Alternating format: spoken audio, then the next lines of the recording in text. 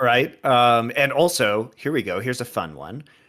They are raising the LEC minimum I age saw to this. play to Let's talk about 18 this. because this implies that they are either going to get alcohol or betting sponsors in Europe.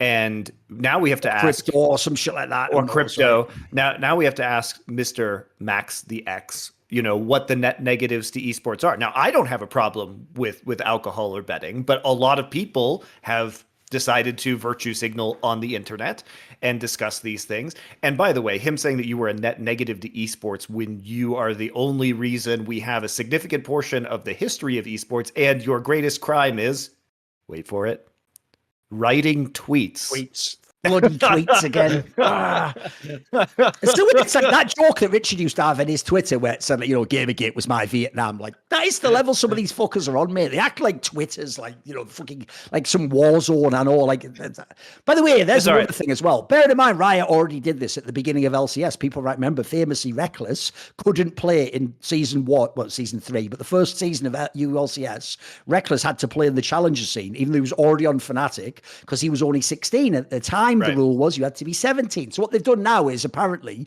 they're going to raise the rule by one more year. It's going to be 18. Well, because I did an article back then, and I'm the esports historian, I actually did an article back then saying why it was a bad idea to raise it to 17, because the points I made was, the insanely impressive and long history of 15-year-old and 16-year-old world champions in fucking esports, bro. Like, what are we doing here? So, like, if people don't know, we're going to raise the rule now to 18, Monty, right?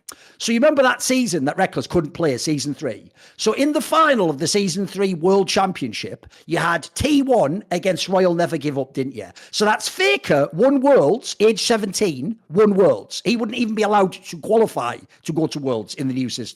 Then how about this? Opposite, on the other side of the server, you had Uzi I, who was 16, coming runner-up. Well, he would be 2 years off being allowed to qualify. Then how about the year before, season 2? You had that team Invictus Gaming Go. I think Zitai was like 15 years old when he qualified for that tournament. Keep going. Go back in Well, esports history. Flash was like 15 when he made the semi-final of a yep. fucking OSL. You had Cooler and Cypher and Havoc. These people were winning championships when they're 15, 16 years old. It's actually a very long history. And by the way, the dumbest part about it is this is LEC. Here's one thing I am sick of. Can we have some sort of, if we're going to have world championship for competitive integrity, we all have to have the same fucking rules. How can he be like 17 in his region and then qualify to worlds, turn 18 and play worlds? But I can't play at all because the rules are different in my region. I feel like you're just going to scoff the competitive integrity, mate.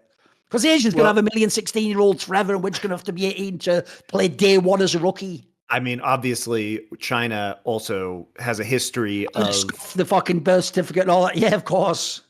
there have been Which a lot of unfortunately in the questions. West, no one's even going to consider doing that. No one from the European Union's going to like fake the birth certificate, are they? Like, Well, I don't think you need government assistance with that one, right? And I don't think the governments of Europe are going to comply or have an incentive to do that. But yeah, there that's has been true. lots of suspicion for many years that China, especially in the Olympics, is sending people who are not old enough to Yes. compete in the Olympics. And like I think that is potentially true or could be true of League of Legends as well, given the popularity of the game in China.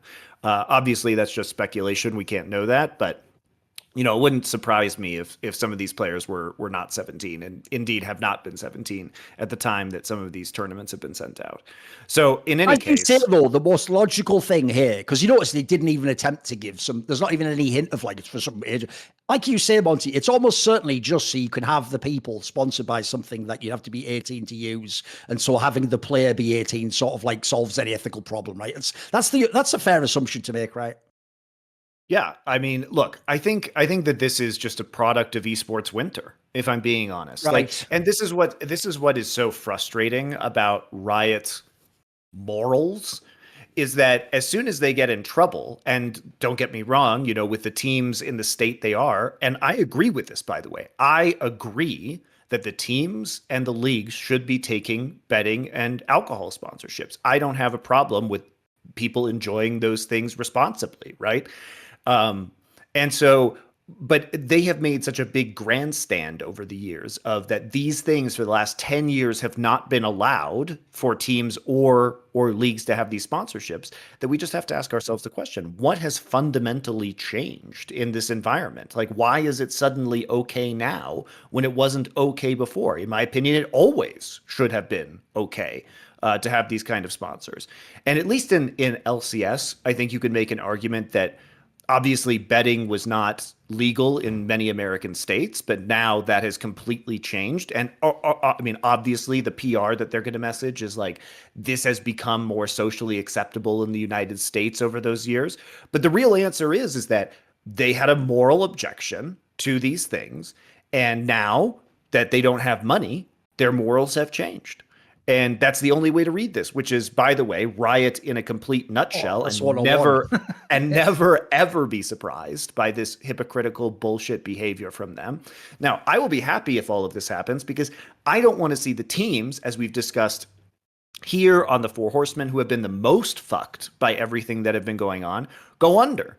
And unfortunately, right now, there are very few revenue streams that are available for teams to take, partially because the teams and the leagues have burned all the other sponsors, so they need some fresh blood so they can fuck those up too, if I'm being honest, because they will fuck them up.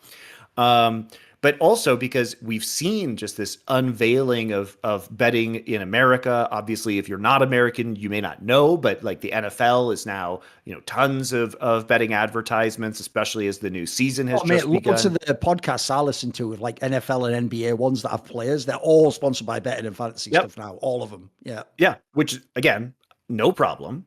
Totally fine, but they have to find other ways to bankroll these things. And betting, there are a lot of websites, traditional sports betting websites, that already offer esports books. And they just haven't been actively promoting them, partially because they don't have a venue to actively promote them outside of Counter-Strike, because betting has been restricted both by Riot and by Activision Blizzard and by Ubisoft. So basically that covers almost all the main esports outside of Valve's esports in CSGO and Dota.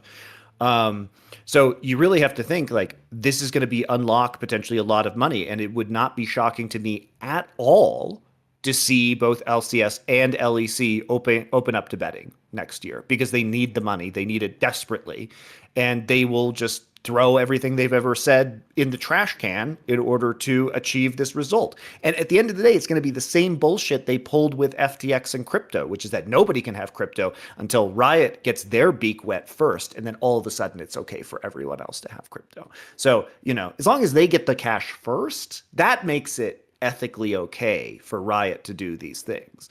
But it'll come. I mean, it has to. It's the only logical reason you would be raising the age, because you point out a lot of good reasons not to raise the age, Thorin. In fact, it actively hurts players, because if a player can't play at the top level of competition, they are not going to be paid what they should be paid for their skill level. So, they have to spend more years in amateur systems getting underpaid when they could just graduate to the top league and get a fat paycheck immediately. Yeah.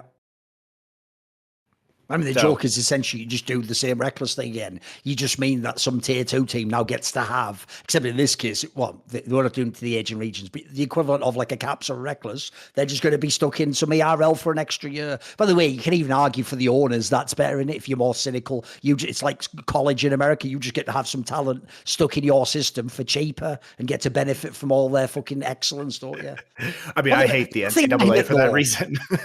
This is one thing that does annoy me. It's going to be a minor thing to other people because you don't have to deal with it. But one thing I am sick of is how feckless esports fans are. So the same fan who just judges everyone, they'll judge like me and you for a sponsor or Richard for something. But then the second Riot changes so they have the same sponsor, or like ESL gets bought by the Saudis, by their own logic, since they've complained about this ethical problem, they then should never be able to watch the broadcast anymore. But magically they're able to absolve themselves, watch the broadcast, and suddenly it's fine. So even though like me and you have to have like some fucking struggle session, Salem witch trial over whether we can ever earn one fucking red cent, if the same company or an even worse one sponsors Riot, you all just tune into the broadcast and let them make all the money in the fucking world. Like, this is the reason why people don't give a fuck about fans, guys, because you just seem like you're just fucking fools. You just follow whatever Pied Piper, Riot, and ESL tell you is good. I mean, that's because, as we know, Riot and ESL are the ethical arbiters of esports. So as soon as they do something, it's acceptable to do it.